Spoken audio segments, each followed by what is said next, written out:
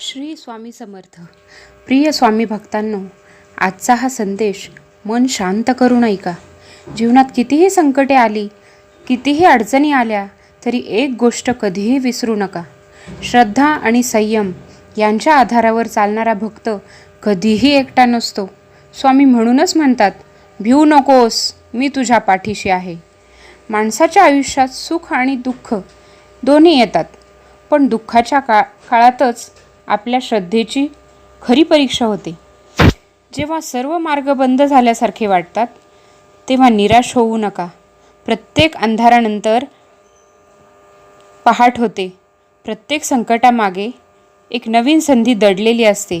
स्वामींवर विश्वास ठेवा आणि आपल्या कर्मावर लक्ष केंद्रित करा. कधीही दुसऱ्याचा मत्सर करू नका. दुसऱ्याच्या यशाने आनंदी व्हा, कारण प्रत्येकाला त्याच्या कर्मानुसार फळ मिळते. संयम ठेवा, प्रामाणिक राहा आणि सतत चांगले कर्म करत राहा. राग, अहंकार आणि लोभ हे मनाचे सर्वात मोठे शत्रू आहेत. जो स्वतःवर विजय मिळवतो तोच खरा विजेता असतो. म्हणून मनात क्षमा ठेवा, वाणीमध्ये गोडवा ठेवा आणि प्रत्येकाशी प्रेमाने वागा.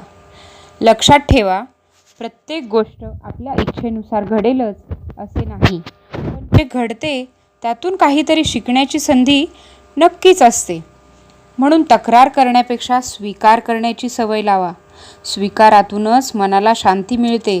घरामध्ये प्रेम, आपुलकी आणि आदर यांचे वातावरण निर्माण करा. आई वडिलांचा सन्मान करा. ज्येष्ठांचा आशीर्वाद घ्या आणि लहानांवर प्रेम करा. जिथे प्रेम असते तिथेच स्वामींची कृपा असते. कधीही कोणाला कमी लेखू नका. आज जो संघर्ष करत आहे तो उद्या यशस्वी होऊ शकतो. प्रत्येक व्यक्तीचा प्रवास हा वेगळा असतो.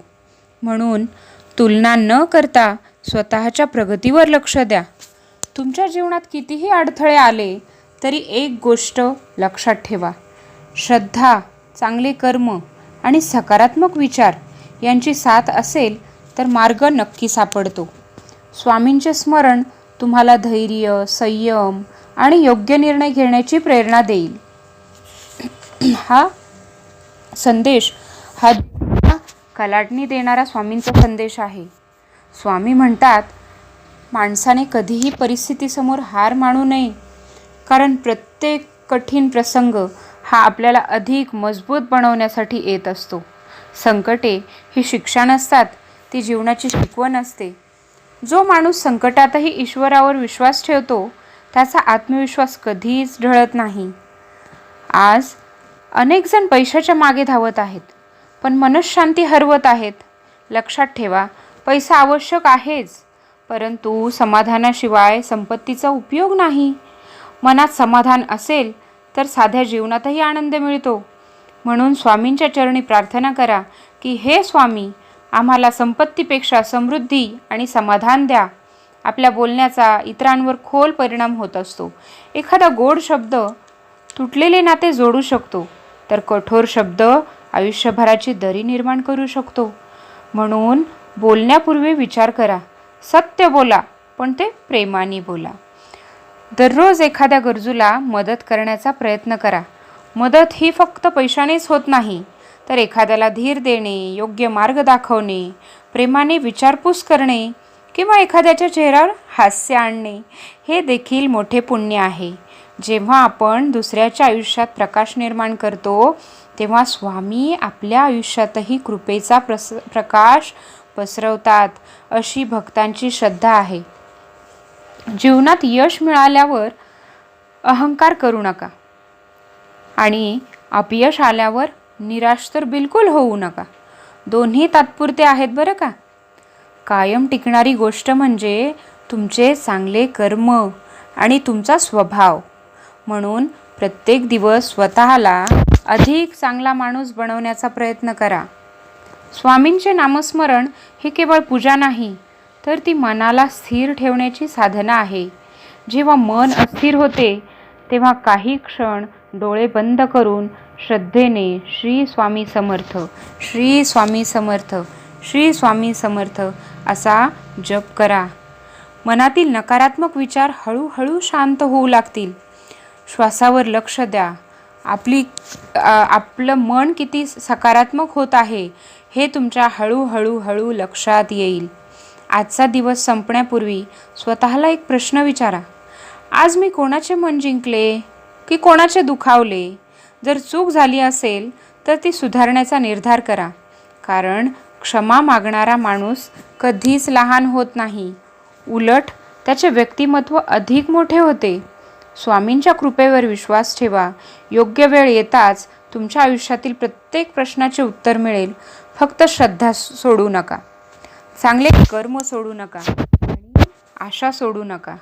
जिथे श्रद्धा आहे तिथे स्वामी आहेत आणि जिथे स्वामी आहेत तिथे धैर्य आहे आणि जिथे धैर्य आहे तिथे विजय निश्चितच आहे.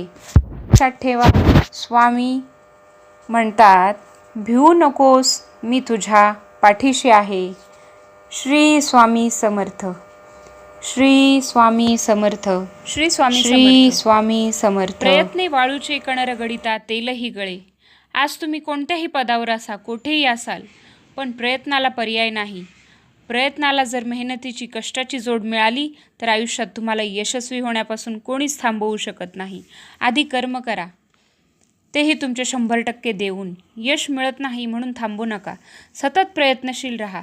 केल्याने होत आहे रे, आधी केलेची पाहिजे. लहानपणी मला आठवतं, दिनविशेष सांगायला प्रार्थनेच्या वेळी सरांनी मला ही एक उक्ती देऊन तिचं स्पष्टीकरण करायला सांगितलं होतं. तेव्हा ततपप करत मी स्पष्टीकरण दिलं खरं, पण ती माझी संपूर्ण आयुष्यभर लक्षात राहील अशी शिकवणच झाली जणू. क्रियेविना वाचाळता व्यर्थ आहे. एखादी व्यक्ती नुसतं मौखिक, शाब्दिक मनोरे असते, पण वास्तवात ती त्यावर काहीच ॲक्शन घेत नाही. जर तिचे अवलंबन केले तर त्याला अर्थ आहे. नुसतेच वाचाळ बडबड करून काहीच होत नाही. तर ते आधी प्रत्यक्षरित्या करून दाखवलं तरच त्याला महत्त्व आहे. गीतेतील श्लोकात म्हटलंच आहे, कर्मण्येवाधिकारस्ते मा फलेषु कदाचन. आधी तू तुझं कर्म कर, फळाची अपेक्षा करू नको. आपण या उलट करतो. हे केलं तर काय रिझल्ट येईल, ते केलं तर काय होईल. आपण आपलं कर्म सोडून आधीच आउटपुटचा विचार करत बसतो. स्वामी सांगतात, प्रयत्नपूर्वक मेहनत कर, खचून जाऊ नकोस. तुझ्या या प्रयत्नांना आकार देण्यासाठी मी आहे. भिवू नकोस, मी तुझ्या पाठीशी आहे, असं ठणकावून स्वामी आपल्याला नेहमी सांगत असतात. श्री स्वामी समर्थ.